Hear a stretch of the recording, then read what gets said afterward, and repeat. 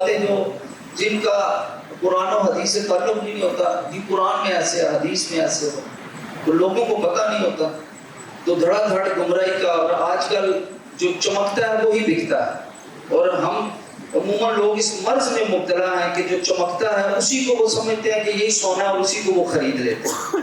جس کی تیز زبان ہوگی اور وہ بڑی بناوٹی سی باتیں کرے گا، لوگ اس کی طرف مائل ہو جاتی ہیں۔ تو اس دور میں آپ یقین مانیں، آپ لوگ جو استاد محترم کے ساتھ وابستہ ہیں، ہمیں خود اس چیز پہ بڑا فخر ہوتا ہے، شکر ادا کرتے ہیں۔ میں رات کو بھی سید بلال شاہ صاحب کے ساتھ آ رہا تھا، میں کہ شکر ہے ہمیں اس دور کے اندر استاد محترم کا ساتھ اور دامن مل گیا کہ پختگی۔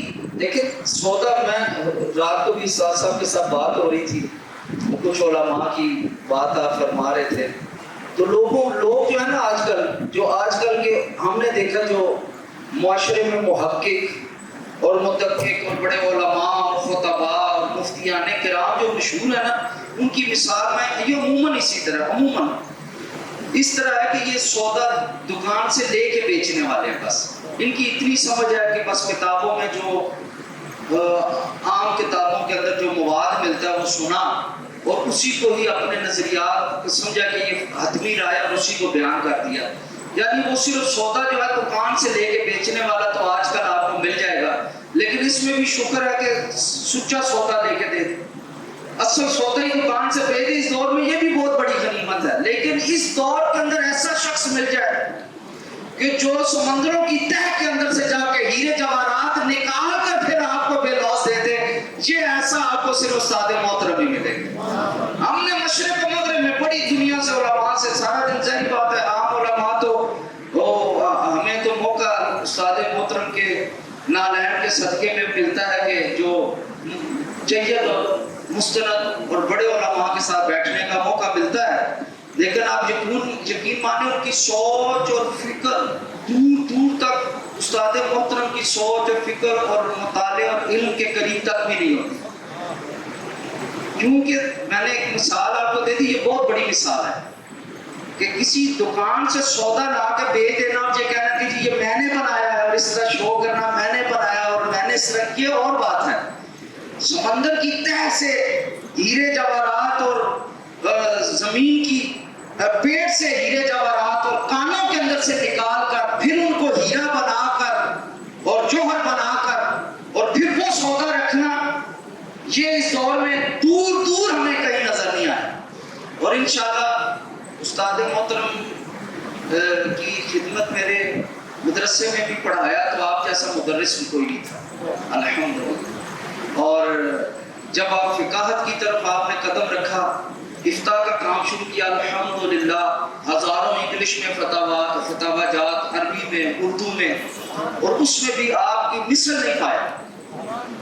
اور اب جب تصوف میں آئے ہیں، الحمدللہ مجھے کافی بزرگوں کی صحبت میں بیٹھنے کا موقع ملا، وہاں سے فیض بھی لیا، عبدالحکیم شرف قادری رحمۃ اللہ تعالیٰ علیہ اور بھی دیگر، لیکن آپ یقین مانیں جو لذت اور سرور اور فیض یہاں سے مل رہا ہے وہ ہمیں کہیں سے نہیں۔ اب میں یہ تو ایک ہوگی تمہیدی بات کہ آپ قدر کریں، آپ یقین مانیں لوگوں کو پتہ ہی نہیں کیا کہنا ہے۔ حضرت علی کی شان بیان کرتے تو انہیں سمجھ نہیں آتی، حضرت ابو بکر کی شان بیان کرتے ہضم نہیں ہوتی، ازواج مطہرات کی شان بیان کرتے کسی کو نہیں ہضم ہوتی، کسی کو صحابہ نہیں ہضم ہوتے، کسی کو اہل بیت ہضم نہیں ہوتے، کسی کو حضور کی عظمت ہضم نہیں ہوتی، کسی کو توحید نہیں برداشت ہوتی، کسی کو عقائد رسالت، عشق مصطفیٰ، محبت مصطفیٰ، کسی کو صحابہ کا ادب و احترام اور عشق اور محبت ہضم نہیں ہوتی۔ تو امت جو ہے وہ مختلف ٹکڑے، ہر آدمی جو اپنا تھوڑا سا سودا اسے سمجھتا ہے کہ یہی آخری ہے اور یہی لامحدود ہے، اپنے حقیر سے سودے کو کیا سمجھتا ہے؟ یہ لامحدود سودا ہے۔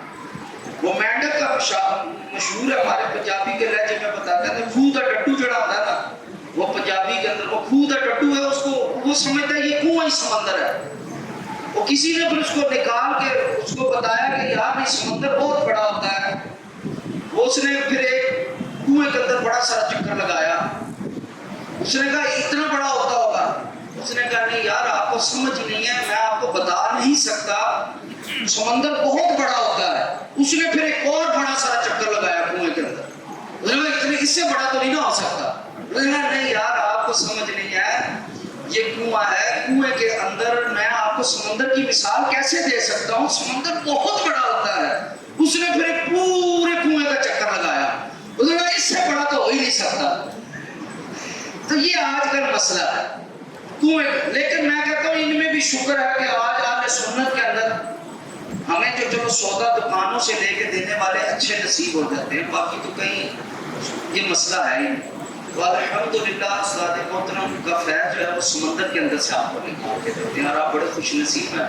میں باقاعدہ استاد محترم کی زیارت اور فیض حاصل کرنے کی نیت کر کے لاہور سے آیا, تو ہمیں دیکھ کر لاہور سے آنا پڑا. آپ تو خوش نصیب ہیں. اس صحبت کو لازم پکڑیں اور اس کو مضبوطی سے پکڑیں اور پختگی سے لیں, اعتماد کے ساتھ لیں. دیکھیں آپ کسی چیز کو جب خریدتے ہیں, جب آپ کو صنعت دی جاتی ہے تو اس صنعت کا یعنی اتھینٹک ہونا ضروری ہے, اس کے اوپر پھر مہر لگی. تو الحمدللہ جو استاد صاحب سے فیض ملے گا اس پہ ایک دو نہیں آپ کے سینکڑوں ہزاروں شاگرد وہ جو مفتیان کرام ہیں, آپ کے ہم اثر جو مفتیان کرام ہیں, اولیاء کرام ہیں, پیران اعظام ہیں, علماء کرام ہیں, بڑے بڑے کاملین اور مجتہد کے درجے پہ فائز مفتیان کرام, وہ سند دے گے آپ کو کہ جو استاد محترم کی بارگاہ سے آپ کو فیض ملے گا انشاءاللہ وہ بے مثل و مثال ہوگا. تو اس کو آپ مضبوطی سے پکڑیں, پختگی سے پکڑیں, اور اس کو عام کرنے میں یہ اپنا اپنا حصہ ہوتا ہے, یاد رکھیں.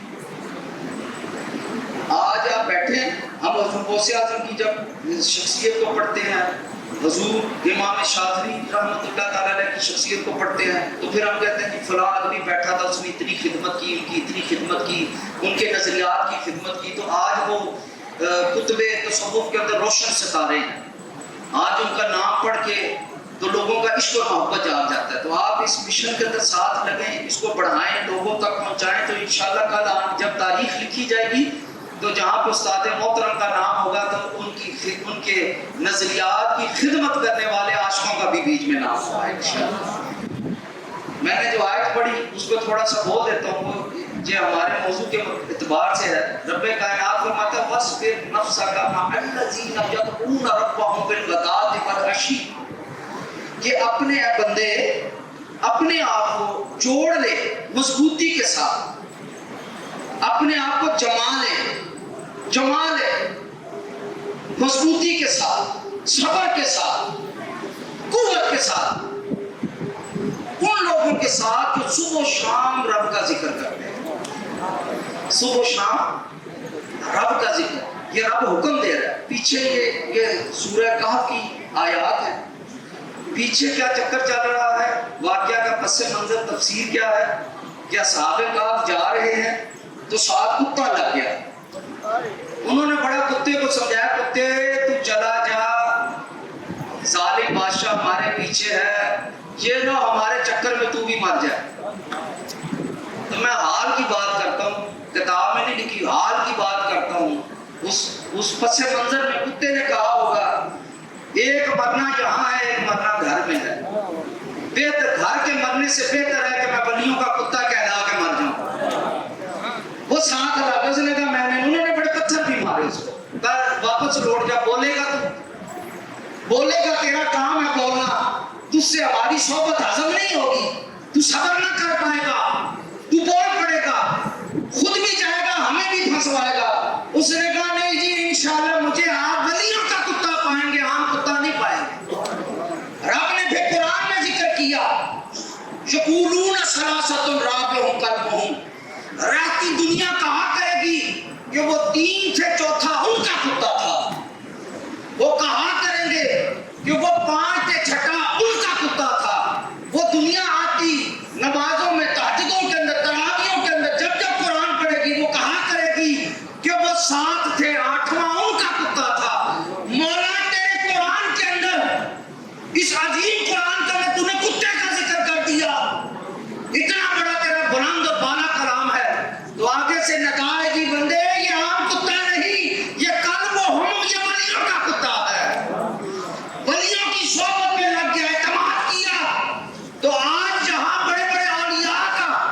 ذکر ہمیں قرآن میں نہیں ملتا، لیکن اس وفادار کتے کا تمہیں قرآن میں ذکر پڑے گا تاکہ تمہیں پتہ چلے ولیوں کی صحبت کا اثر کیا ہوتا ہے، مقام کیا ہوتا ہے، کہ اس صحبت میں، اس مقام میں، ان کی سنگت میں، ان کی معیت میں، ان کی قربت میں، ان کے تعلق و نسبت میں اگر کتا بھی آ جائے تو رب اسے بھی شان عطا فرما دیتا ہے۔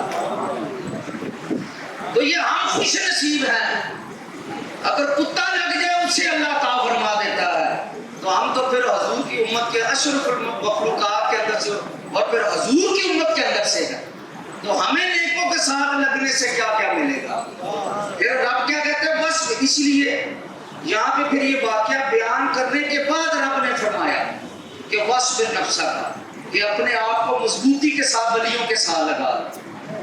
وہ 2 نمبر نہیں سودا، وہ پھو والا سودا نہیں۔ آج ہمارے ہاں پھو تھا، دم درود صرف پھونکے مار دینا اور نعرے لگا دینا، علی حیدر، اور جناب چھوٹے کپڑے پہن لینا، لمبی زلفیں رکھ لینا، ہے جی، عورتوں سے سجدے کروا لینا، عورتوں سے دبوا لینا اور مجمع لگا دینا اور جاہلانہ گفتگو کا نام طریقت رکھ دیا، بے دینی کی باتیں، بدعقیدگی کی باتیں، بے حیائی کی باتیں اور جاہلانہ رسومات کا نام آج کل کیا رکھ دیا گیا کہ یہ طریقت ہے، یہ ولیوں کی رسم ہے۔ اب آپ دیکھ چلے جائیں مزارات میں، جس طرح وہاں پہ ڈھول ڈمکے ہو رہے ہیں، ناچ ہو رہا ہے، ڈانس ہو رہا ہے، دھمالیں ہو رہی ہیں، لوگ کہتے ہیں جی واہ واہ واہ واہ، بڑا کچھ مل گیا۔ انہیں پتہ نہیں بہت کچھ مل تو گیا، کیا ملا؟ گناہوں کا انبار ملا، نیکیوں میں کچھ بھی حصہ نہ ملا۔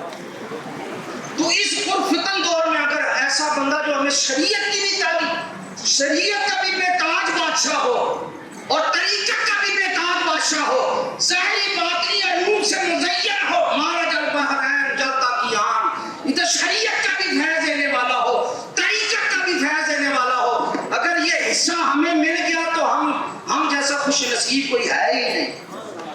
ابا خدا نے اپنے آپ کو اپنے جیسا خوش نصیب کہ یار ہماری اوقات نہیں، اللہ نے اپنے محبوب کا بھی امتی بنا دیا، نبیوں کو ماننے والا، صحابہ کو، اہل بیت کو، اور اس پر فتن دور کے اندر ہمیں ایسا رب اور رہنما عطا فرمایا۔ تو رب کیا کہتا ہے، ان ایسے جو نیک لوگ ہیں جو صبح و شام اللہ کا ذکر کرتے ہیں، دھمالے نہیں ڈالتے، گناہوں میں نہیں ملوث، وہ نیک لوگوں کے ساتھ اپنے آپ کو جوڑ لے۔ وَاصْبِرْ نَفْسَكَ، مطلب جب تو جڑے گا نا تو تجھے لوگ گمراہ کرنے والے بھی آئیں گے، ہٹانے۔ دیکھو صبر کا معنی سمجھتے ہیں، صبر کرنا، کوئی اس کا مطلب ہے کہ یہاں پہ تکلیف آئے گی، کوئی نہ کوئی ایسی چیز آئے گی کہ جس پہ صبر کرنا ہے، ڈٹ جانا ہے، سنگت اور میت اور قربت کو مضبوطی سے تھامنا ہے۔ وہ اس لیے کہ جب تم یہاں پہ در پہ لگو گے تو تمہیں شیطان، وہ من الجنۃ والناس، شیطانی جن بھی تمہیں آئیں گے گمراہ کرنے کے لیے، اور انسانوں میں سے بھی جو جنات ہیں، شریر ہیں، وہ تمہیں اس در سے ہٹانے کے لیے آئیں گے۔ اگر تو چاہتا ہے کہ تجھے صحابہ کہف کے کتے جیسا فیض مل جائے کہ آج بھی ان کے نام کو لکھ دیا جائے جس گھر میں آگ نہیں لگتی، انہیں صحابہ کہف کے نام اور ان کے کتے کا نام لکھ کے رکھ دیا جائے، گھر میں آگ نہیں لگتی، مال نہیں جلتا، مال ڈوبتا نہیں، نقصان نہیں ہوتا، برکتیں ہوتی ہیں اس کتے کے نام سے بھی۔ تو بتائیں جو حضور کا امتی سچے سودے کے ساتھ لگ جائے، ولی کامل کے ساتھ لگ جائے، اللہ تعالیٰ اسے کیا کچھ عطا فرمائے گا۔ پھر اس کے اندر جب یہ واقعہ بیان کرنے کے بعد اگلا واقعہ حضرت خضر علیہ السلام کا بیان کیا، سبحان اللہ، کہ پھر حضرت خضر علیہ السلام کی جو سنگت اور میت کو اور قربت کو حضرت موسیٰ علیہ السلام نے اختیار کیا، اور وہ پھر کیا، کیونکہ وقت مختصر ہے، لمبی بات نہیں، لیکن سمجھانے کے لیے پھر اللہ نے سمجھایا، پہلے مثال دی کہ کتے کو بھی فیض ملا، صحبت کا، سنگت کا، میت کا، ولیوں کے دامن تھامنے کا، ان کے ساتھ ڈٹ جانے کا، ان کی بے لوث خدمت کرنے کا۔ فرمایا وجبت محبتی للمتحابین فیہ، جو میری وجہ سے میرے کسی نیک بندے سے محبت کرے گا، میری محبت اس کا مقدر بن جائے گی۔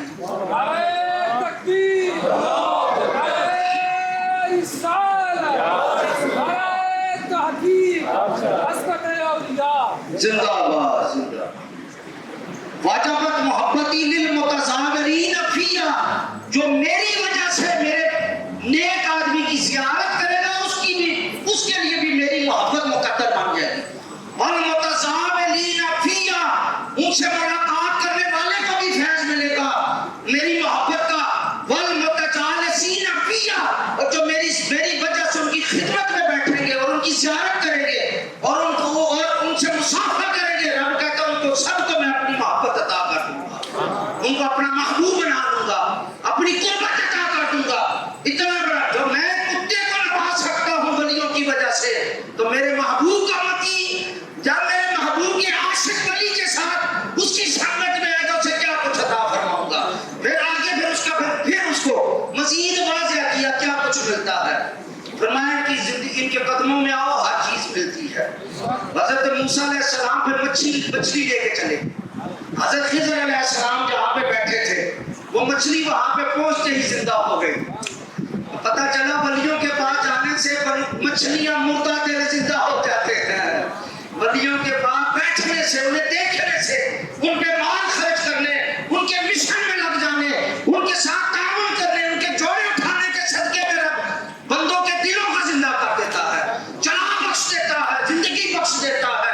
وہ زندگی جو دنیا قبر اور آخرت میں کام آئے وہ زندگی عطا فرما دیتا ہے، دنیا قبر اور آخرت کی نصرت، فتح، عزت، وقار، کرامت اور شرف عطا فرما دیتا ہے۔ یہی لوگ جو اولیاء کرام کی حضور نے فرمایا کہ میری امت کے فقراء سے مراد یہاں پہ اولیاء کرام ہیں جی، ان سے اپنے تعلق قائم کرو، تعلق ہے۔ فرمایا حضور یہ کون ہے؟ فرمایا ان کے پاس بڑی دولت ہے۔ فرمایا ان کی دولت کیا ہے؟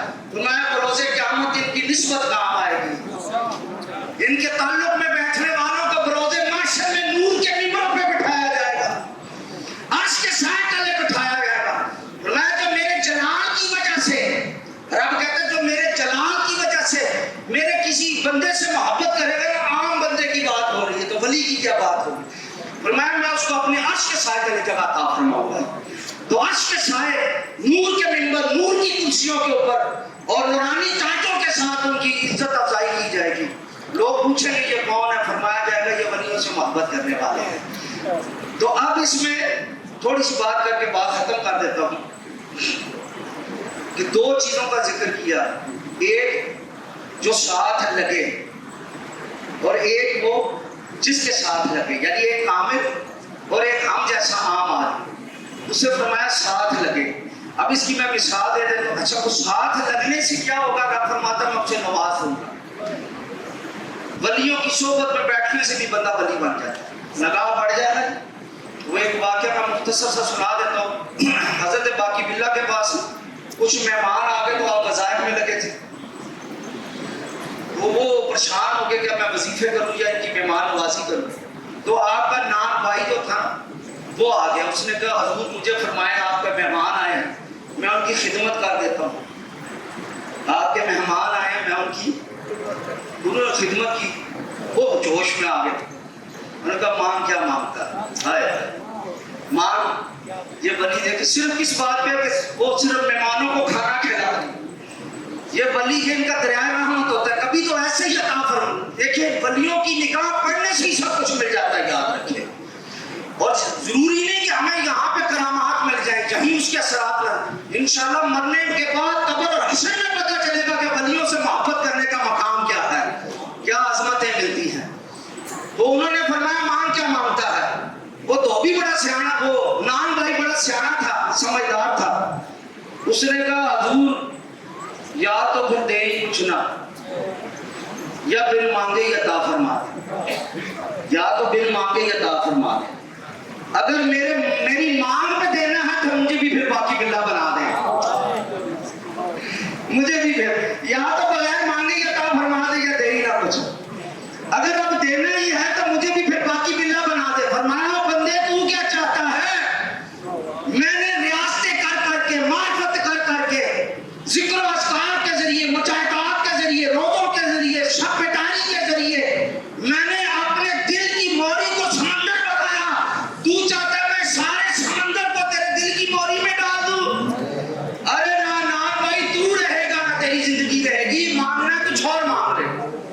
وہ بھی کوئی پکا ہی ولیوں کو ماننے والا تھا، مجھے لگتا ہے میرے جیسے کا بیان سن لیا تھا۔ انہوں نے کہا جی آج تو پھر آئے ہیں تو قدموں سے لگ کے ہی جانا ہے، آج نہیں شاہ چھوڑنا۔ فرمایا نہیں حضور دینا ہے تو پھر ایک ہی ڈیمانڈ ہے، اگر مانگنے میں بات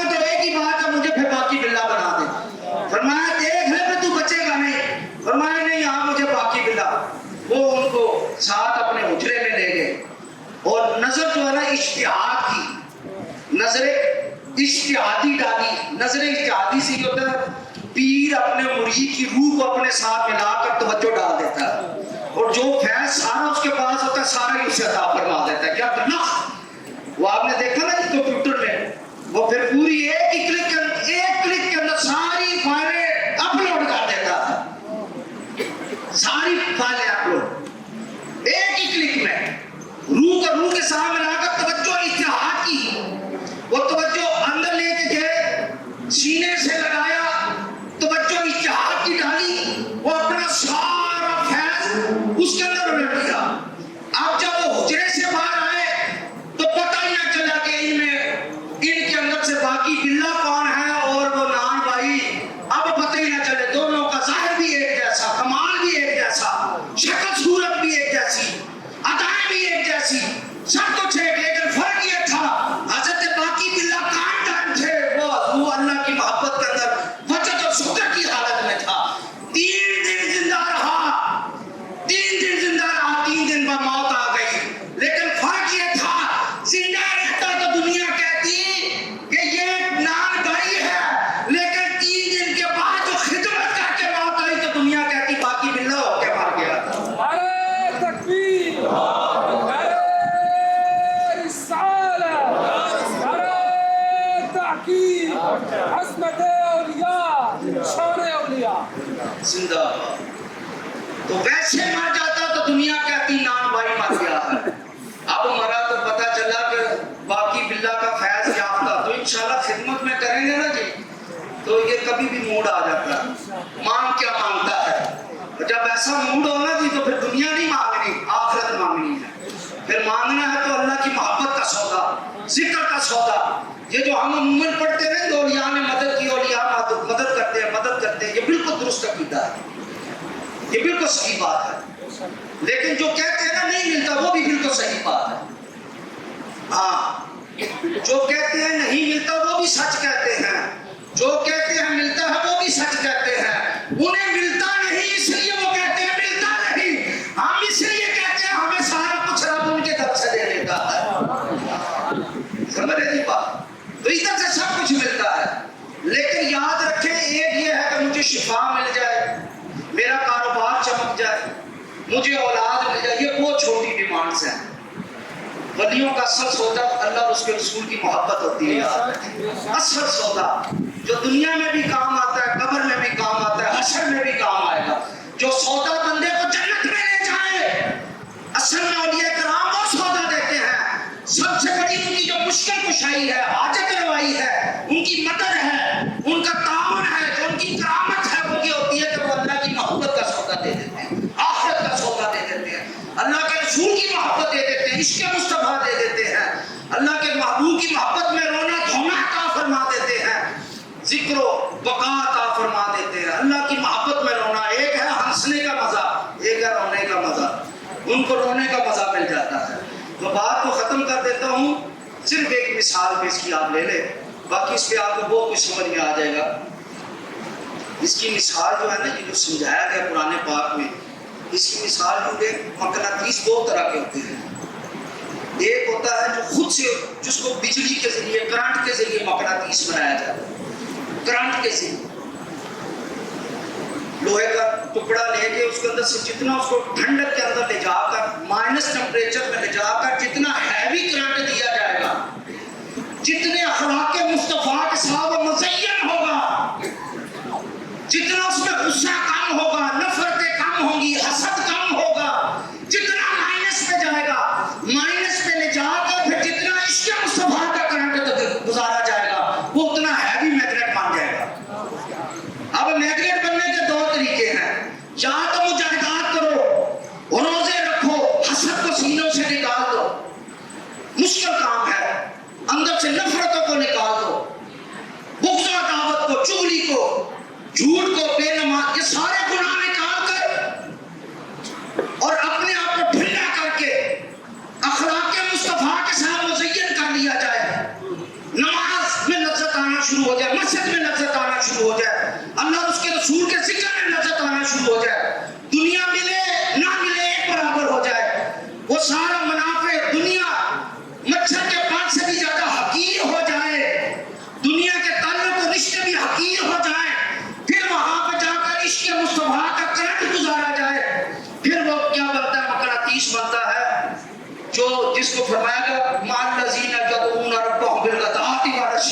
وہ تو صبح شام فیض حاصل کرتے ہیں. یہ تو ہو گیا مشکل کام. دوسرا مقناطیس ہوتا ہے, آپ نے دیکھا مقناطیس کو لینا, ایک لوہے کا ٹکڑا ہونا, لوہے کا ٹکڑا چاہیے, سنی ہونا چاہیے, صحیح العقیدہ ہونا چاہیے.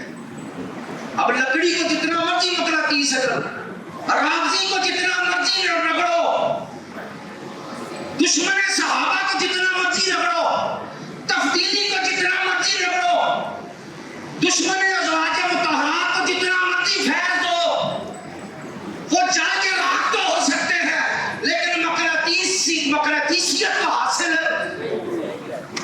تو لوہا ہونا, مقناطیس سے دوسرا طریقہ کہ فیض ہی مل جائے, بغیر محنت کے کچھ مل جائے, کسی باقی باللہ سے تعلق قائم ہو جائے, اندر کرنٹ آ جائے, اس کا طریقہ بتایا کہ وصف نفسہ کا.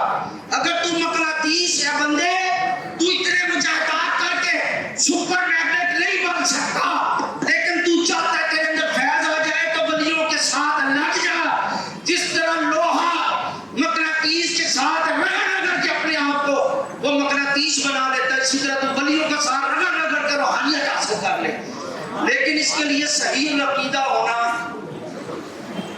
بعد مذہب کو کبھی بھی فیض نہیں ملے گا, نہ داتا سے ملے گا, نہ شاہ عبداللہ غازی سے ملے گا, نہ حضور غوث اعظم سے ملے گا, نہ امام شاذلی سے ملے گا, نہ شاہ رکن عالم سے ملے گا. اس کو کہیں سے بھی فیض ہے تو وہ لکڑی کا ٹکڑا سچا ہے کہ وہ کہتے ہیں مجھے مقناطیس سے کوئی مقناطیسیت کرنٹ اور روحانیت نہ ملی, اس لیے کہ وہ ہے ہی لکڑی کا ٹکڑا. بد مذہب ہے, بے دین ہے, خارجی ہے, رافضی ہے, تبدیلی ہے. حضرت ابو بکر پر حضرت مولا علی کو فضیلت دیتا ہے, اہل بیت کو ابو بکر پر فضیلت دیتا ہے. بھائی میرے پاس میں ہو تو ہم دے دیں, لیکن بات یہ ہے اس میں ہمارا بس نہیں. جس ابو بکر کو مصطفیٰ نے فضیلت دے دی, ہم اس کے پر علی کو فضیلت نہیں دے سکتے, ہماری مجبوری ہے. ہم نے علی کو بھی مانا مصطفیٰ کی وجہ سے مانا, ابو بکر کو بھی مانا تو, لیکن خدا کی قسم ہم نے قرآن کو بھی مانا تو مصطفیٰ کی وجہ سے مانا, اور رب کو بھی مانا تو مصطفیٰ کی وجہ سے مانا. رب چاہتا تو ہمیں ڈائریکٹ تو ہی دیتا, میں قل هو اللہ احد, اے محبوب تو کہہ دے اللہ ایک ہے. مولا ڈائریکٹ کہہ دیتا کہ بندوں کو ہو اللہ ایک ہے, فرمایا ہمیں وہ توحید قبول نہیں جو کرے مصطفیٰ کے بغیر ہو. خدا خدا کا یہی ہے, نہیں کوئی اور مفر مکر جو وہاں سے ہو, یہی آ کے ہو جو یہاں نہیں تو جہاں. جو میرے مصطفیٰ کے بغیر آگے ابو بکر کو مانے, عمر کو مانے, عثمان کو مانے, مولا علی کو مانے, جو حضور کے فرامین کو چھوڑ کر اہل بیت کو مانے, اور یا کو مانے, توحید کو مانے, رسالت. رب کہتا نہ وہ مجھے توحید قبول ہے, نہ رسالت, نہ عقائد صحابہ, نہ ایسی حب اہل بیت مجھے قبول ہے, مجھے وہ سودا قبول ہے جو تیرے مصطفیٰ سے ملے گا. تو سنی ہو, لوہا ہو, انشاءاللہ ولیوں کے قدموں سے لا کر بھی وہ کیا بن جائے گا. تو انشاءاللہ الحمدللہ ہم سنی ہیں, جب ولیوں کے ساتھ لگیں گے تو آپ یقین کریں آپ کو کرنٹ ملے گا. مقناطیس کی اس میں لوہے کا کمال صرف یہ تھا کہ وہ لوہا ہے, سنی کا کمال یہ ہے کہ وہ سنی ہے. باقی جو ہے وہ سارا کمال شیخ کا ہے, سپر میگنیٹ کا ہے. اب فیض ڈالنا, روحانیت